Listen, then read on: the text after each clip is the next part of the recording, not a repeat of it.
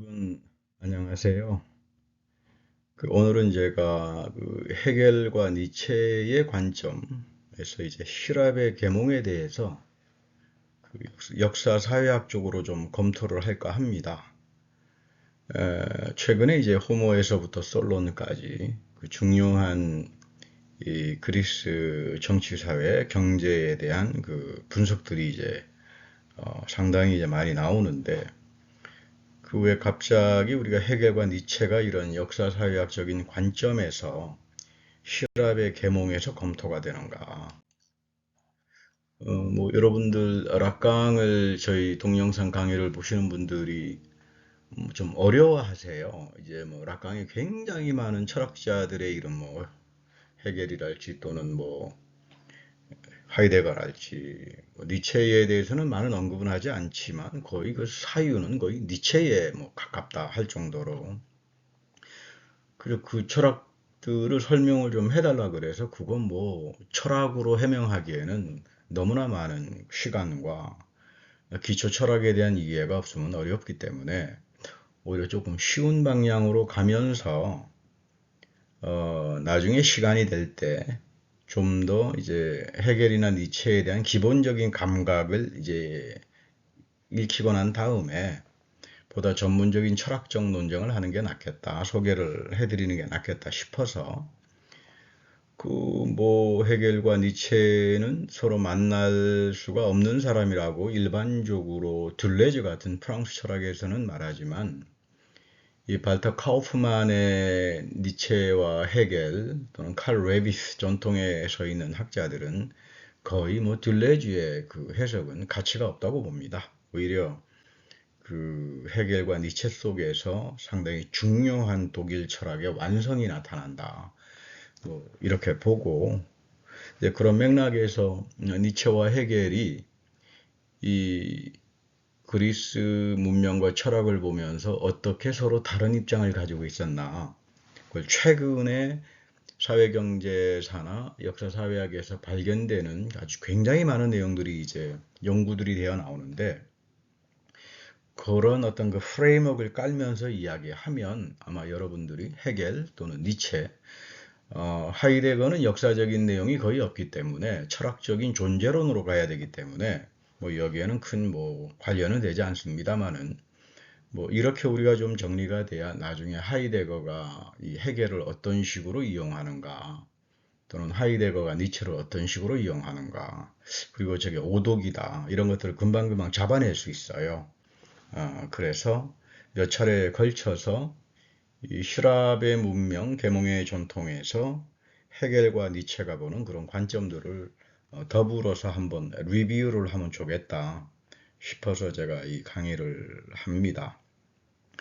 칼 야스퍼스는 역사와의 기원과 목적이라고 하는 1948년도에 쓴 책입니다. 거기서 추계 시대라고 하는 actual age라고 하는 이 말을 썼는데, 뭐 중국의 공자와 노자, 뭐 인도의 불교, 뭐 또는 이란의 조로아스터, 이스라엘의 예언자들, 그리스 철학과 비공 문학, 뭐 이런 등등을 동시대로 파악을 해서 여기에 상당히 한 축이 전환되는 파열, 단절과 파열이 일어나는 그런 시도로 이제 본 적이 있어요. 그런데 이제 야스퍼스는 지나치게 이상주의적이고 또 심리학주의여서 오늘날 이 추계 시대를 야스퍼스하고는 다르게 이제 접근합니다.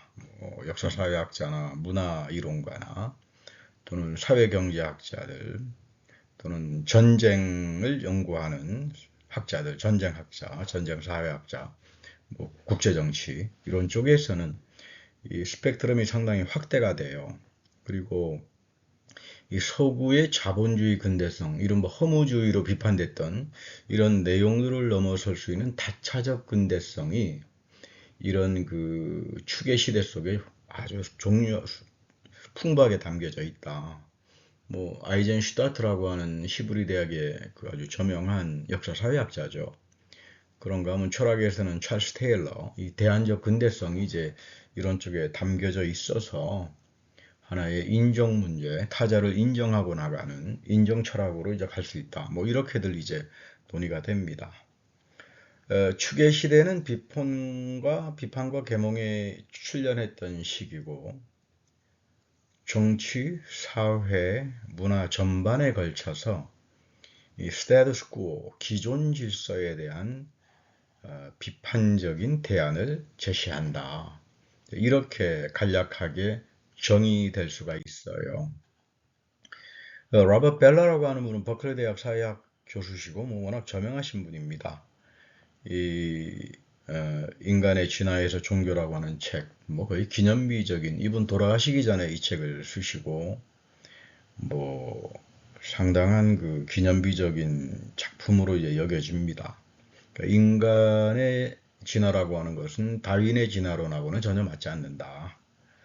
오히려 유기체가 진화하기 때문에 여기 보면 최근에 이제 슈타우트 카우프만이라고 하는 이른바 다윈의 진화론을 거의 다 그냥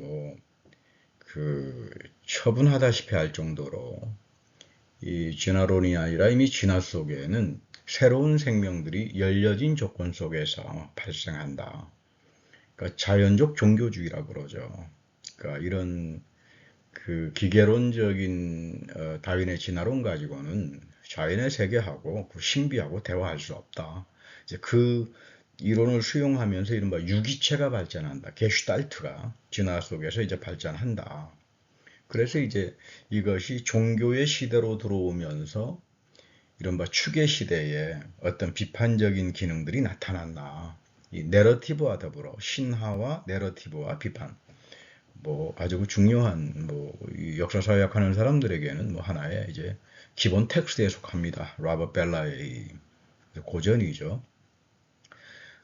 기원전 800년부터 200년 사이에 이 축의 문명의 시기를 벨라는 이제 설정을 하는데, 최근에 카렌 암스트롱 같은 분은 이슬람까지 이렇게 포함시켜서 확대해야 되지 않겠나 이야기하는데, 암스트롱도 훌륭한 종교학자지만은 이분은 사회학에 대해서는 거의 취급이 되지 않습니다. 어떤 스피리추얼리티, 개인의 어떤 그런 쪽으로 가기 때문에 이 사회학 영역에서는 거의 수용은 되지 않아요. 오히려 이제 이전에 19세기, 20세기 초반에 독일의 종교사 학파, 상당히 중요한 그 학파들이죠. 또 역사비평 연구. 아마 신학을 하신 분들은 성서비평학에서 잘 알 거예요. 헤르만 군켈이랄지 또는 에런스트 트레이치랄지. 아마 가장 대표적인 이런 공공신학의 영역에서는 트레이치를 아주 거의 교부로 이제 삼죠. 종교사학파와 역사비판 방법. 그리고 이 트레이치가 하이델베르크 대학 교수로 있던 당시에 베버와 같이, 베버가 이제 사회학 교수였는데 그 베버 집에서 한 30년 같이 대략 그 정도 살았다는 그래서 공동 연구들이 나오다가 보니까 이 영역이 상당히 신학에서도 공공신학에서도 굉장히 중요한 하나의 그 내용으로 이제 나타납니다. 그리고 최근에 마르쿠스주의적으로 이런 시랍의 경제 문제를 접근해 들어가는 분들이 또 보충들이 되기 시작하고, 그래서 상당히 단순하지 않은 이런 문화사회학적인 또는 정치경제학의 틀에서 과연 헤겔과 니체가 대단한 철학자들이고 천재라고 하지만 과연 그리스 문명에 대해서 제대로 읽었나, 이런 정도로 우리가 한번 이렇게 평가를 해보면 우리가 이 헤겔과 니체에 대해서 겁을 먹지 않고 좀 편안하게 접근할 수 있다. 대가라 그래서 다 아는 거는 아니잖아요. 틀리기도 하고 어떤 때는 완전히 엉터리처럼 말하기도 하고 그런 것들이 있으니까. 대표적으로 헤겔의 역사 철학 강연은 중요하죠. 거기 보면 이 고대 그리스에 대한 상당히 그 중요한 역사적인 그 접근을 보이고, 무엇보다도 이제 초기 니체 작품은 거의 그리스 문명과 예술 전문가로 나타납니다. 가장 잘 알려져 있는 비극의 탄생 1872년도, 이 책이 나왔을 때는 완전히 혹평을 받아서 나중에 한 10여 년 후에 자기를 비판하면서 이 책 틀린 책이다 이 정도로 말할 정도였으니까. 그러나 제가 보기에는 그 당대 니체 비평가들이 니체를 너무 지나치게 문헌학적으로 보려고 그랬지 니체가 담고 있는 그 역사적인 측면은 거의 못 봤다. 저는 그렇게 이제 평가를 합니다. 그리고 1871년도, 2년도 그 비슷한 시기에 쓰여진 그리스 국가라고 하는 국가 철학이죠. 그리고 1873년도에 그리스 비극 시대의 철학. 이것 굉장히 중요한 작품이에요. 그리스 비극 시대에 이미 니체는 그 당대 소크라테스 이전에 철학들을 거의 다 이렇게 꿰고 있었어요. 참 대단한 사람이다. 그리고 생을 위한 역사의 유용성과 남용 1874년도 작품인데 뭐 여기서는 완전히 뭐 니체는 역사학자로 나타납니다. 특별히 여기서 이오니아 지역의 헬라 철학이 동방교류를 통하면서 그런 어떤 그 유토피아적인 열망들, 이것을 뭐 자신의 그 의미의 근거다로 파악할 정도로 이런 그 독일 문화를 재생시킬 수 있는 하나의 근거다. 이렇게 볼 정도로 뭐 전혀 새로운 모습의 니체가 우리가 이제 이쪽에서 만날 수 있어요. 그리스 르네상스라고 이야기합니다. 그 역사학자들은 카드모스라고 하는 사람이 그리스의 페니키안의 알파벳을 도입하고 1490년 기원전 테베를 설립했다.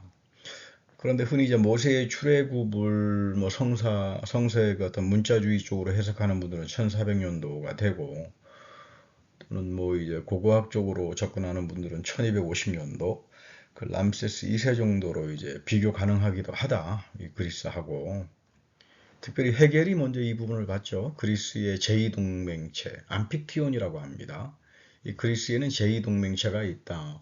그 델포이 신전을 기초로 해가지고 우리 뭐 시브리 성서에도 보면 여호수아가 세겜에서 지파 동맹체를 비교하잖아요. 굉장히 중요한 부분들이죠. 그러니까 막스 베버는 이 암픽티오니 연구를 통해서 이 사람이 아주 유명한 유대교를 이제 출간하기도 했어요. 이 부분이 헤겔 막스 베버 암픽티오니 연구가 마틴 노티에게 그대로 수용이 되고 그러면서 칼바르트까지 이런 그 구약의 성서 비평학적인 전통. 그러나 이제 중요한 것은 그리스 신들하고 히브리 야훼는 거의 이렇게 만나기는 어렵다. 서로 다름에 대해서 이제 이야기도 합니다. 어쨌든 기원전 1000년경을 그리스 도시국가들이 점점 인구 급증으로 인해서 해외 이주가 시작됐다. 물론 기원전 천년경 이전에도 역사가 있었는데 발견되는 게 거의 없어요. 굉장히 찬란한 문명이 있었다고 보는데 그 뭐 다 이렇게 파괴가 돼 버려서 그래서 보통 이제 천년경부터 다시 그리스 도시국가들이 만들어지고 인구가 급증하면서 해외 이주로 나타나는데 이오니아, 뭐 오늘날 뭐 터키죠. 그 성경에는 뭐 소아시아라고 말이 나옵니다만 아나톨리아입니다. 이 해안 지역으로 확장이 되고 그 당대 패권의 맹주는 페르시아였죠. 이오니아와 이집트를 지배하고 있었으니까. 그러니까 우리가 그레코 로망이라고 하는 말로 한마디로 이야기하기에는 그리스가 단순하지 않습니다. 이미 기원전 8세기를 그리스 르네상스라고 역사학자들은 이야기합니다. 물론 뭐 이탈리아 르네상스하고는 다르죠. 이탈리아 르네상스는 오토만 제국에 의해서 뭐 1450년 동인가 그쯤에 비잔틴 제국이 멸망하고 그리스의 그 고전 학자들, 비잔틴 제국의 학자들이겠죠. 이탈리아 도시 국가로 유입하면서 뭐 고전이 회복이 되고 예술이 회복이 되고 그런 거지만 그리스의 르네상스는 그런 맥락은 아닙니다. 고대 그리스의 르네상스는 해외 이주와 교육을 통해서 경제 발전이 되고 이집트와 페르시아 문명과의 어떤 코스모폴리탄적인 해외 교류가 굉장히 이제 융성하게 나타났다. 그러니까 호메로스 문학이라고 하는 것들이 이른바 호메로스 문학이 범헬라주의화, 우리는 헬라 사람들이야 라고 하는 이 범헬라주의의 기초가 됩니다. 그리고 동방 문화하고의 교류가 또 서로 영향을 미치면서 뭐 바벨론이랄지 조로아스터 또는 뭐 이쪽 애굽, 이집트, 인도까지 이렇게 쭉 펼쳐지니까 벌써 이 부분이 기원전 300년도에 알렉산드로스 대왕의 다시 말하면 정신적 세계의 생활 세계가 되는 거예요. 이 사상을 이제 집어넣어 준 사람이 아리스토텔레스였고, 그래서 이제 이 자신들의 유산을 완전히 이제 세계화시키는데, 헬라주의화, 헬레니즘화 시키는데 결정적인 영향을 미친 사람이 알렉산드로 대왕이죠. 그러니까 이 알렉산더 대왕을 단순히 그레코 로망에서 가져가서 자기네 전통으로 이야기하기에는 너무나 이제 협소하다, 이렇게 볼 수 있습니다. 이런 맥락에서 사미르 아민 아주 유명한 책을 썼죠. 유럽 중심주의라고 하는, 뭐 거의 역사사회학에서 포스트 콜로니얼 이론을 새롭게 그 장르를 열어준 책이에요. 그러니까 이 책에서 에드워드 사이드의 오리엔탈리즘은 혹독하게 비판을 당합니다. 너가 말하는 오리엔탈리즘이 뭐냐? 자기도 모르면서 오리엔탈리즘을 말한다. 과연 이집트가 오리엔탈리즘이냐? 그리스의 가장 꽃을 피웠던 지역이 알렉산드리아였잖아요.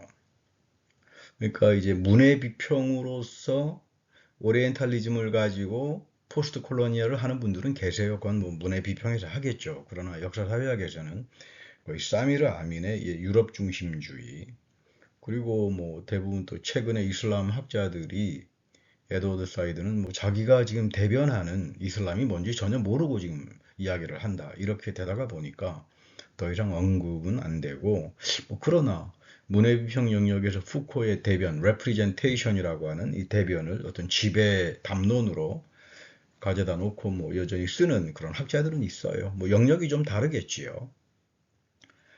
그러니까 그리스적 사회와 알렉산드리아 전통이 과연 오리엔탈리즘이냐, 이런 뭐 혹독한 비판입니다. 그리스는 일방적으로 로마 전통으로 파악할 수 없다. 그러니까 그레코 로망이라고 하는 건 서구에서 다시 말하면 지배하기위해서 갖다는 이데올로기 픽션에 불과한 거지. 이거 다 역사적으로 보면 다 거짓말이다. 뭐 이런 아주 이제 강한 비판들이 나타나니까, 이런 역사사회학에서는 추계 시대에 대한 연구와 더불어 이 포스트 콜로니얼리즘이라고 하는 게 어떻게 새롭게 전개될 수 있을까? 뭐 거기에서는 상당히 중요한 기여를 할 수 있다고 볼 수 있습니다. 그리스 해외 이주가 750년부터 550년 사이에 가장 활발했었다고 해요. 여기에서 이쯤에서 이제 끝났다고 보는데, 시장 경제가 나타나고 해외 교역에서 이미 6세기 초에는 이오니아 지역, 그 해안가 지역에, 소아시아 해안가 지역에 돈이 유통수단으로 문화적인 삶에 엄청난 영향을 미칩니다. 뭐 가장 대표적으로 밀레토스 철학자 헤라클레이토스라고 하는 사람, 뭐 헤라클레이토스는 뭐 니체에게도, 그리고 니체에게 영향을 받은 하이데거에게도 아주 중요한 뭐 철학자로 이제 소크라테스나 플라톤을 비판하는 데 사용되는 철학자인데, 이 돈의 교환 가치가 나타나요. 모든 것들은 불로 교환된다. 불은 모든 것들과 교환된다. 이것은 상품들이 금으로 교환되고 금이 상품들로 교환되는 것과 같다.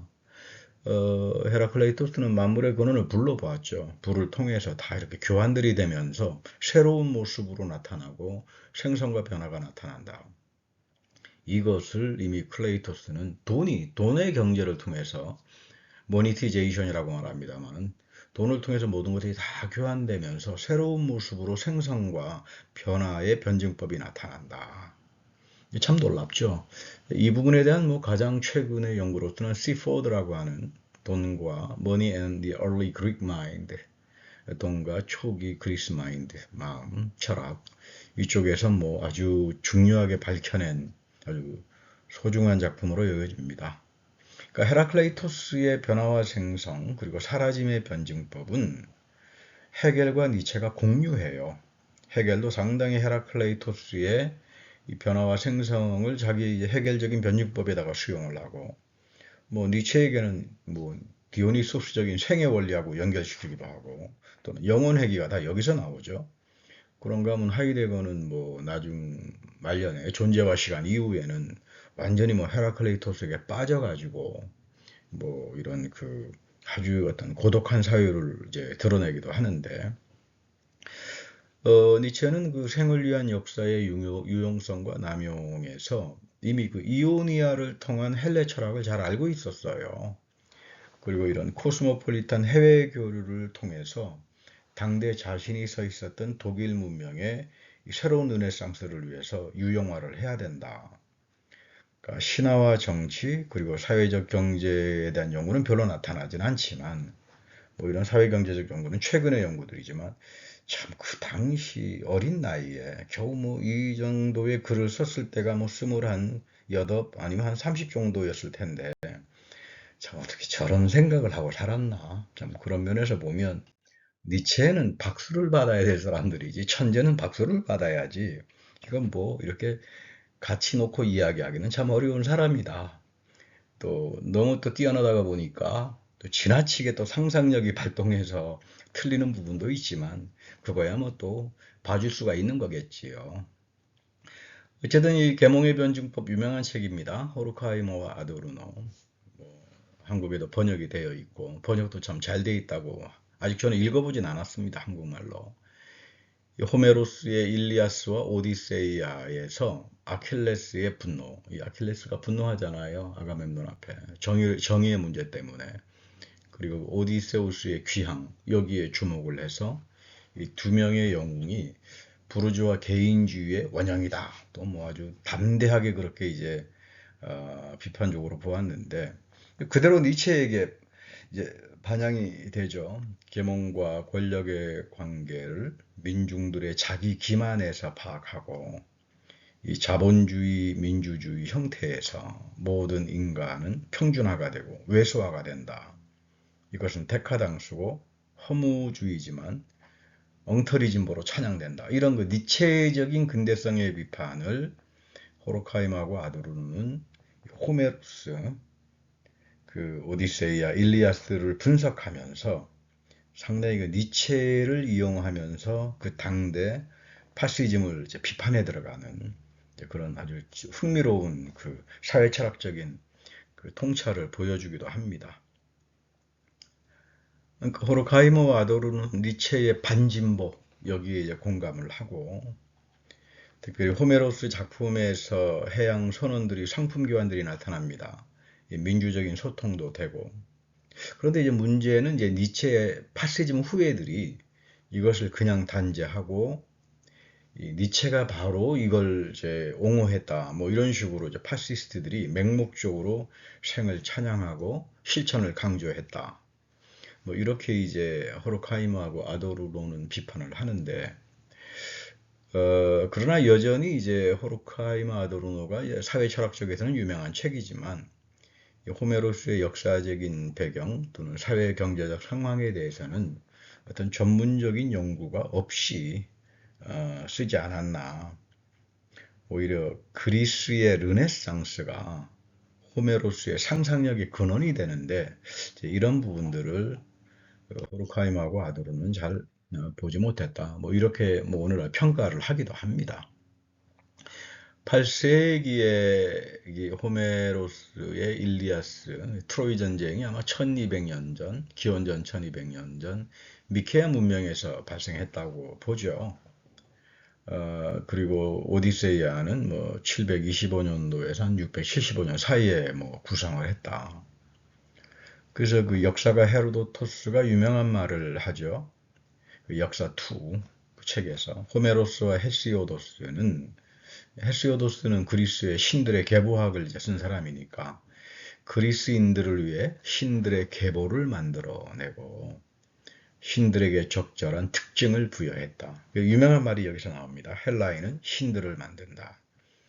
여기 이제 헤겔이 그 역사 철학에서 아마 쉴러의 말로 알고 있습니다만 좀 변형을 시켜서 그리스의 신들은 보다 더 인간적이며 인간들은 보다 신적이다. 뭐 이런 식으로 이제 헤겔이 역사 철학 관점에서 이야기도 하죠. 뭐 그런가 하면 니체는 도덕의 계보학 23절에서 그리스도인들은 양심의 가책을 피하고 영혼의 자유를 즐기기 위해서 심지어 신들을 이용해 먹었다. 뭐 이런 아주 재미있는 말을 쓰기도 합니다. 그러니까 이런 정도의 글들을 보면 참 이 사람들 그 당대에 오늘날 발굴에서도 이제 겨우 이제 중요하게 나오는 이런 내용들을 이렇게 그 빈약한 당대의 자료를 가지고 이렇게들 참 탁월하게 말을 할 수 있나 그런 감탄이 나오기도 하죠. 이 오디세이아 1장 이 32행에서 니체는 재밌는 걸 봅니다. 그러니까 제우스가 인간들이 신을 책망해요. 아, 뭐 이렇게 신이 뭐 능력이 있다면 왜 이런 어려운 일들이 발생하느냐, 왜 고통스러운 일들이 발생하느냐. 그래서 제우스가 아니 저 인간들이 감히 나를 책망해? 아주 귀한 일이로구나. 뭐 이렇게 반응하는 모습에 니체는 아주 중요하게 봅니다. 아, 이미 그리스는 신들의 세계가 아니라 무신론의 세계다라고 하는 거죠. 인간이 신들을 만들어내니까. 그래서 아마 헤겔 전공하시는 분들도 헤겔 이제 그리스에 대한 이해를 가지고 이제 헤겔이 이제 무신론자였다. 뭐 이렇게 말씀하시는 분들도 있고 또는 알렉산드로 꼬제브의 헤겔 해석 지나친 스탈린주의적 해석의 영향을 받아서 이야기하는 부분이 있는데 헤겔은 그렇게 단순하게 종교 문제를 그렇게 무신론이다, 뭐 유신론이다 이렇게 말하기 어려운 사람입니다. 그만큼 이 종교와 신학의 정통에 있었던 사람이고 단순하지가 않아요. 뭐 그런 맥락에서 보면 니체도 마찬가지죠. 아마 본대학에서 신학 공부를 했으니까 신학의 전문성들을 가지고 있는 사람들이죠. 신들은 그리스인에게는 악의 창시자로 이용됩니다. 그러니까 신종론, 하나님이 살아계신다면 정의로운 분이라면 왜 이렇게 세상에 악이 있느냐? 이런 어떤 시브리적 사유에 보면 욥의 이야기가 나오잖아요. 또는 예수의 십자가의 문제. 이런 쪽하고는 그리스적 사유는 맞지 않아요. 그런 게 불필요하니까. 그래서 사도 바울이 이제 그리스 지역으로 선교하라고 하면서 엄청나게 스트레스를 받죠. 십자가에 달리신 하나님을 내가 전파를 해야 되는데 이 뭐 그리스인들은 지혜를 숭상하는 사람들이니까 자기가 신이라고 생각하는 사람들인데 뭐 신이 십자가에서 죽었다 말 같지도 않은 스캔들이다 뭐 이렇게 이제 그런 이야기가 이제 바울의 편지에서도 나타나기도 합니다만은 어쨌든 신들은 인간 없이는 살 수 없어요. 그래서 인간의 문학적 상상력을 통해서 끊임없이 만들어냅니다. 뭐 이런 신이 오늘 뭐 단순한 그런 신일까요? 돈도 권력도 모든 문화 전반적인 삶 속에서 자기의 어떤 큐피디타스 욕망을 위해서 사람들은 뭐 언제든지 뭘 만들어내고 이용하려 그러겠지요. 그러나 과연 이제 아테네 도시 국가를 이제 오늘날 최근에 이제 보다도 전문적으로 연구되는 그 저술들을 보면 정치와 경제 구조는 밀접하게 연관이 되어 있다. 귀족정과 참주정, 독재죠. 참주정은 서로 엎치락뒤치락거리며 있었고 시장거리, 아고라라고 말합니다만은 마르크트 플라츠, 유럽 같은 데는 뭐 워낙 이런 전통이 세서 마르크트 플라츠가 아주 중심 도시로 이제 중심 거리로 이렇게 자리를 잡습니다만은 이 아고라는 문화 벨트였다. 그러니까 교역과 경제 활동을 했지만 동시에 정치 모임과 종교의 제2장소로 결합이 되어 있었다. 그러니까 시장은 곧 자본주의다. 이런 말은 그냥 전혀 틀린 말이 돼버리는 거죠. 그러니까 오늘날 우리가 이 시장을 문화벨트로 구성해 나가는 이런 노력은 참 중요합니다. 아마 이 시장을 문화벨트의 교류로 성공시켰었던 데는 13세기 기원 후 13세기 이제 이슬람의 아주 뛰어난 그 카이로 경제에서 바자라고 하죠. 이 바자의 문화에서 다시 나타나는데 뭐 오늘날 뭐 후기 자본주의에서 시장은 이건 아주 뭐 별 그런 활력 문화 벨트로서의 의미는 많이 사라져 버렸다 말할 수 있습니다. 앞서 언급했던 맨 처음에 책에서 호메로스와 솔론으로 이 경제개혁과 합리적인 법이 나타나는데 594년도에 솔론이 개혁운동을 일으켜요. 이것도 이 호메로스 영향이 있었죠. 그리고 스파르타의 개혁가 리크루쿠스가 이 최초로 호메로스의 시문집을 소개하기도 합니다. 원래 뭐 호메로스는 이오니아 출신이기 때문에 그리스 본토로 이제 그 영향들을 받으면서 이 개혁과 계몽이 나타나는데 621년도에 귀족 드라콘이라고 하는 사람이 성문법을 공표합니다. 뭐 이전까지는 다 관습법을 기초로 해가지고 이 귀족들이 가난한 평민들과 농민들을 뭐 엄청나게 착취했죠. 그래서 뭐 민중 폭동이 일어나게 되니까 이 귀족들이 이거 안 되겠다. 성문법을 요구하니까 이 드라콘법을 만들었는데 보면 뭐 사소한 모든 일에서 조금 잘못하면 다 사형 선고예요. 그래서 그 잉크가 아니라 피로 쓰여진 드라콘법이다. 아주 악명 높은 이제 법이었습니다. 니체는 도덕의 계보학에서 이 부분을 이제 주목하고 죄와 양심의 가책은 칸트의 자율성과 자유 가지고는 안 된다. 그러니까 이미 칸트의 도덕 철학을 이제 해체하고 나가죠. 이런 역사적 배경을 가지고. 양심과 도덕이라고 하는 것은 피와 폭력으로 얼룩진 경제 채무 관계에서 설정이 된다. 그러니까 니체는 조금 문제가 드라콘법을 뭐 로마의 12표법하고 또 이렇게 등치하기도 하고 오해하기도 하는 것처럼 보이기도 하는데 뭐 분명하게 글을 쓰지 않으니까 어쨌든 이 합리적인 법의 제정은 피와 고문과 희생으로부터 독해돼야 한다. 상당히 중요한 이 도덕의 계보학이죠. 그리고 더 나아가서 이집트의 경우는 채무자의 시체는 무덤 속에서도 채권자의 요구로부터 쉼을 얻지 못한다. 그래서 공개적인 잔인한 형벌을 통해서 지배자들은 공포와 두려움을 사람들의 의식에 놓았다. 의식에 심어 놓았다. 혹시 뭐 미셸 후코의 감시와 처벌 뭐 이런 책을 아시는 분들은 뭐 그 엄청난 그 험악한 처형들을 사람들에게 공개적으로 현시하면서 그 도덕 공포에 대한 의식을 이렇게 담겨 놓잖아요. 뭐 우리 조선 시대에도 뭐 능치처참, 능지처참 뭐 이런 뭐 처벌들이 있었겠죠. 그런 거를 뭐 공개적으로 보는 사람들 속에는 엄청난 공포가 나의 도덕 의식을 이렇게 토대가 되는, 그래서 권력의 공개적 현시가 도덕적 의식을 만들어내는 하나의 토대가 된다. 그래서 모든 선한 것들과 양심의 출현에는 피와 잔혹함이 있었다. 그리고 이런 공포에 대한 기억이 이성으로 이렇게 각인되면서 이성의 발전 속에서 도달이 되었다. 이건 뭐 상당히 그 중요한 계보학의 입장입니다. 그런데 이제 그 그리스 국가에서 니체는 홉스의 만인 대 만인의 투쟁을 적용해요. 뭐 그런 면에서 이제 상당히 그 홉주 전통에 서 있는데, 그러면서 또 굉장히 이상한 결론을 도출해요. 국가는 전쟁신에 대한 공포로 인해서 개인들의 보호수단으로 세워지는 것은 아니다. 뭐 이건 이제 홉주의 입장이죠. 이것 때문에 이제 사회계약이 나오는데, 오히려 니체는 국가에서 사람들은 조국과 군주에 대한 사랑을 통해서 윤리적인 계기를 산출한다. 이걸 니체는 국가의 혁명적 이념이다. 참 재미있어요.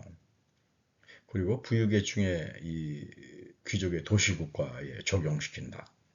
그러니까 니체가 보면 그리스 국가의 원형은 일륜성에 있죠. 일륜적 공동체. 이건 뭐 헤겔하고 똑같죠. 헤겔도 토마스 홉주를 수용하면서 그리스 국가의 이른바 그 인륜성의 어떤 다시 말하면 공동체로 이제 파악을 하기 때문에 이런 맥락에서 보면 니체와 헤겔은 그리스 국가 철학을 이제 이해하는 데는 굉장히 이제 비슷한 그 관점을 가지고 있지 않나 이렇게 볼 수 있습니다. 그런데 이제 사회학자들이 좀 비판적인 평가를 하는 거는 그 니체는 드라콘법하고 솔론의 개혁을 그 차이를 잘 이해 못했다. 그냥 일반화시켜 버렸다. 솔론은 593년도, 4년도에 집정관, 그 당대 이제 아르콘이죠. 권력자로 선출이 되고, 그래서 바로 그 이전에 엄청난 그 귀족들의 그 폭행들, 뭐 노예를 해외로 팔아먹는 무역을 금지시키고, 부유층들의 무제한적인 토지 소유도 금지하고, 그러나 이 노예들을 해방시켰는데, 또 돈 많은 귀족들이랄지 사람들의 반대로 이 먹고 살 만한 충분한 토지 제공은 하지 못했어요. 대신 이제 살인죄만 제외하고는 이 드라콘의 모든 사형법을 다 폐지하죠. 그러니까 법의 합리화 과정과 정치 민주정에서 도덕과 정의가 발생하는데, 이것이 다시 말하면 헤겔과 또는 니체가 이야기하는 이 도시국가, 그리스 시민국가의 인륜적 공동체적인 의미를 갖는데, 니체가 조금 이 부분을 명쾌하게 좀 이야기하지 못했다.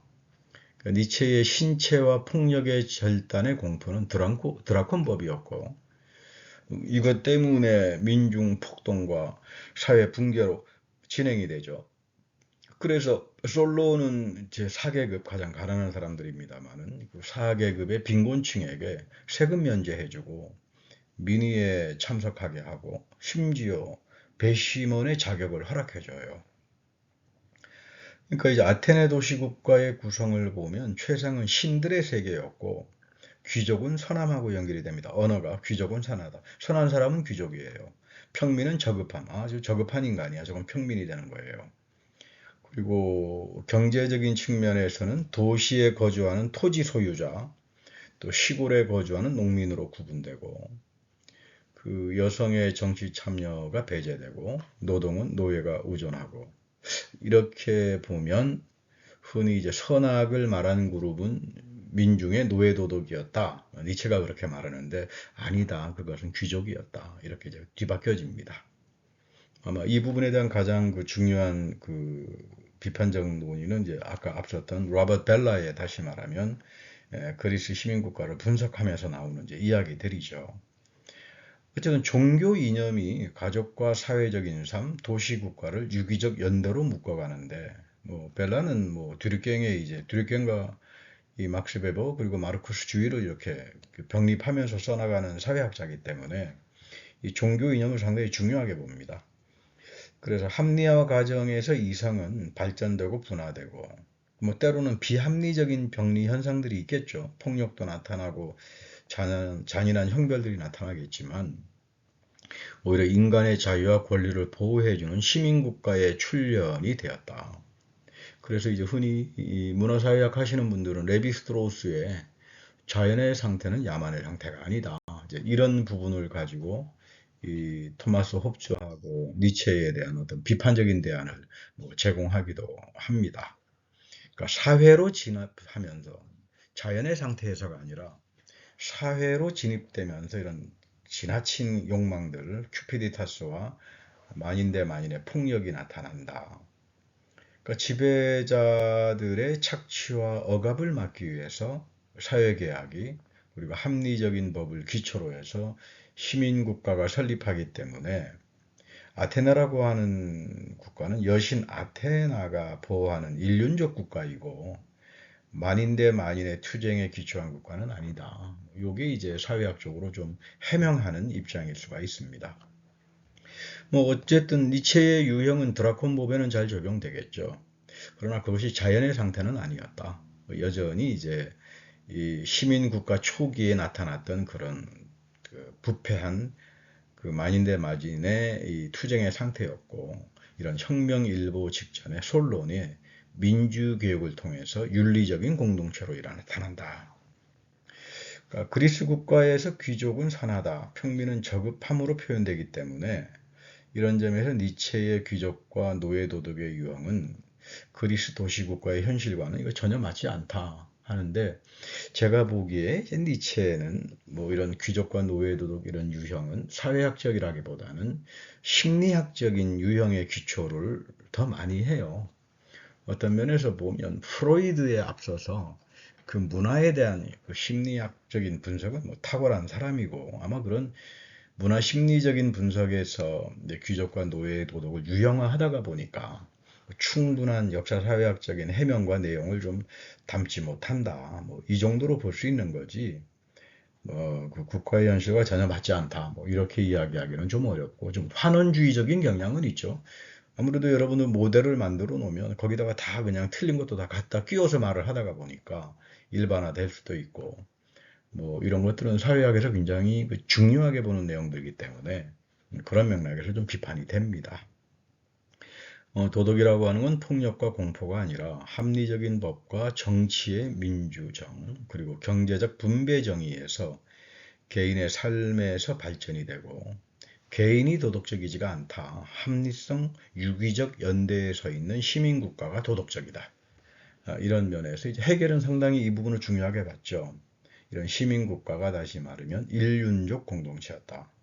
뭐 이런 부분들이 아마 이제 니체를 포스트 모던주의자로 가져가려고 하는 사람들하고 이 발타 카우프만이랄지 또는 이 추계 시대에서 사회학에서 이런 그리스 도시국가에 대한 역사사회학적 그 분석, 아주 면밀한 분석을 통해 가지고 나오는 사회학자들, 특별히 그 유럽 중심주의를 넘어서려고 하는 이제 이런 사람들 둘 사이에 그런 면에서 니체는 포스트 모던주의의 아버지도 될 수 있고 동시에 탈포스트 모던주의의 아버지, 이른바 트랜스 모더니티의 아버지도 될 수 있고 이런 아주 그 재미있는 자리를 이제 가지고 있는 그런 아주 탁월한 사상가로 볼 수 있다.